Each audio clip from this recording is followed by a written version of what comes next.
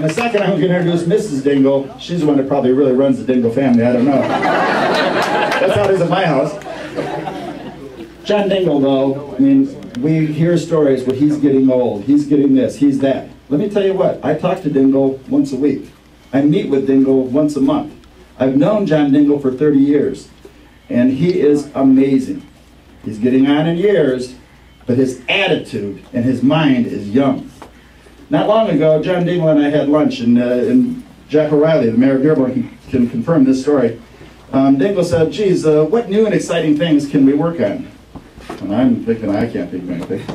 So, a month or so later, John Dingell comes up with the $1 program, where cities like Dearborn and Taylor are buying homes from Housing Urban Development for $1, fixing those homes up, selling them back, getting the vacant homes out of the neighborhoods, giving people an opportunity for home ownership. That's John Dingell. I didn't think of it. I don't think Jack thought of it, but John Dingell did. This is an amazing congressman. That's why he's my favorite politician. And my favorite politician's wife, Debbie Dingell.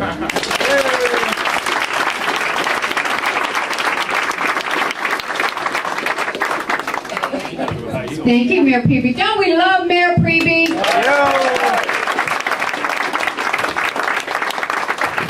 Good morning. And it's great to see everybody. Yeah, good morning. Good morning.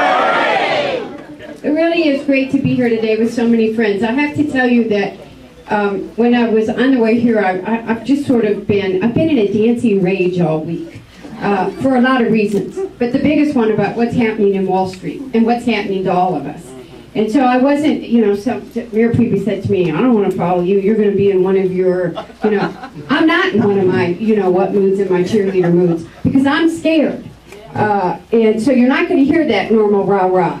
I'm happy to be here with everybody, and as I started to see my friends, and you're going to meet some women in a few minutes, that it's really exciting to welcome to Michigan. But I'm really scared. I'm scared to death, and I'm scared about the next 6 weeks. So this is great to see so many people on a Saturday morning when it's beautiful and we could be so many places, other places, and welcome you to Taylor, and to see new faces and see old faces.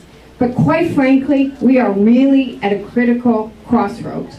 Everybody said to me, is John here? And those of you who know me, well, I'll make a flip comment and say, no, he's busy saving the country. He's in Washington. But you know what? He is busy saving the country right now. Yeah.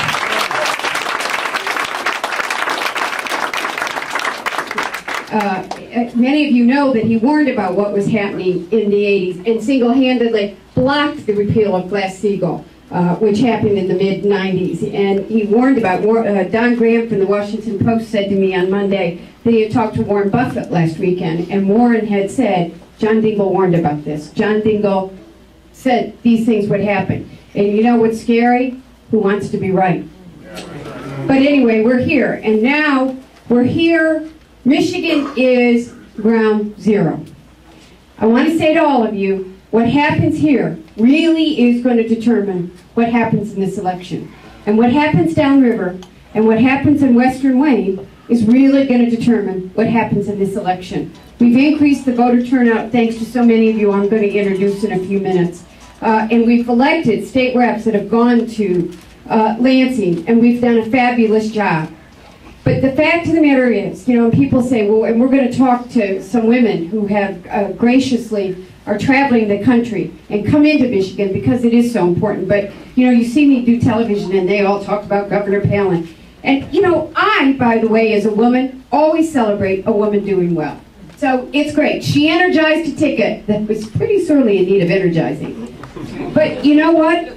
Women are the ones that are at the gas pump and having to pay the increased gas prices. We're the ones that are in the grocery store and paying the increased prices for the cost of food. Women are the ones that have a sick child and have to make a decision about whether they can afford to take someone to the doctor.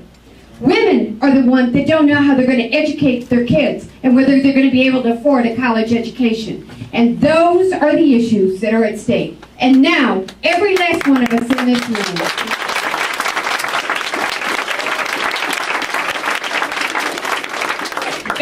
one of us is scared to death about our pension.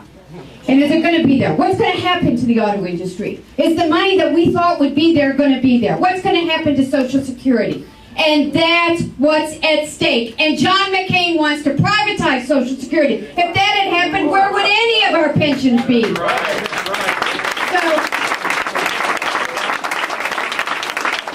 I'm going to introduce a lot of other people, but I really wanted to frame what's at stake because I'm not Debbie Dingell, rah-rah girl. You guys don't know me, but they know me to get pretty energetic. I'm Debbie Dingell, scared shitless.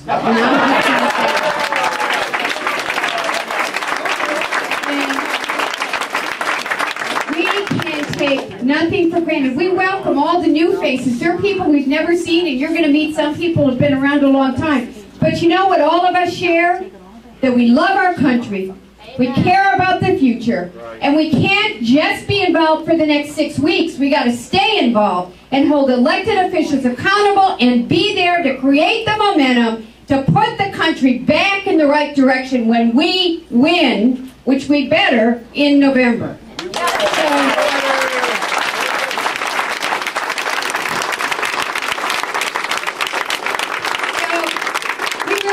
You're going to hear from Jen Austin. People are going to tell you what we need. We need everything that you can do. Every minute, second, hour you can donate between now and November. But there's some people, I mean, I haven't seen this many elected officials on a Saturday morning when there are so many places that could be, and I want you to give a real, we have the greatest elected officials in Carolyn. Congresswoman Maloney, who I'm going to introduce in a moment, this is home. I love seeing you in Washington, but this is home. These are the best people. There's nothing better than walking off that plane and getting home and being with real. And here you are, the best people in the world to be with.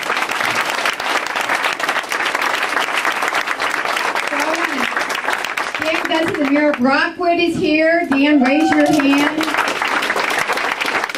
Greg Monhart, who's the administrator of Brownstown, president of the Brownstown Dems, who's been outside working. The president of the Romulus Dems. Andrew Lincoln, the Democratic candidate for treasurer of Brownstown. Jim Peterson, who does such a great job as the chairman of the 15th district. Lady Kerrigan from Monroe Dems, who's just gone over to the women of UAW. Harley Scott, who's representing Bob Ficano. Sherry Breeze Burton, who's the clerk of Brownstown. Bob Geis, are we going to make sure we send him to Lansing in November?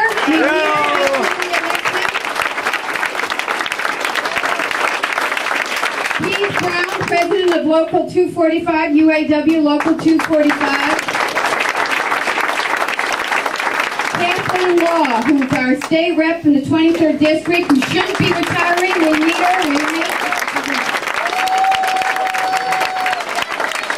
Kim Taylor, councilperson from Trenton. Councilor Tim's back there. And then I love my mayors. I've got Mayor, I'll just say check, forgive me. Mayor O'Reilly from Dearborn, who's my mayor, who I adore. We've known for 30 years. And Mayor Preby from Taylor, who you've already heard from. These mayors and Dan are the greatest mayors. We love them. They keep us back, and they're here because they're going to make sure. Now, have I missed anybody? I hope I haven't. There's nothing worse. Okay. Oh, I can't see. My glasses aren't on. Gene Thompson. I have to get far glasses, and I don't want to do it. Gene Thompson. Oh, it's Gene Thompson from Inkster. I'm sorry. I have to get far glasses. My secret is that old age. I'm really sorry. I'm not proud of it. I have to get glasses, and I told the doctor I didn't want to get the far ones. Surgery's coming, so I apologize. I don't know.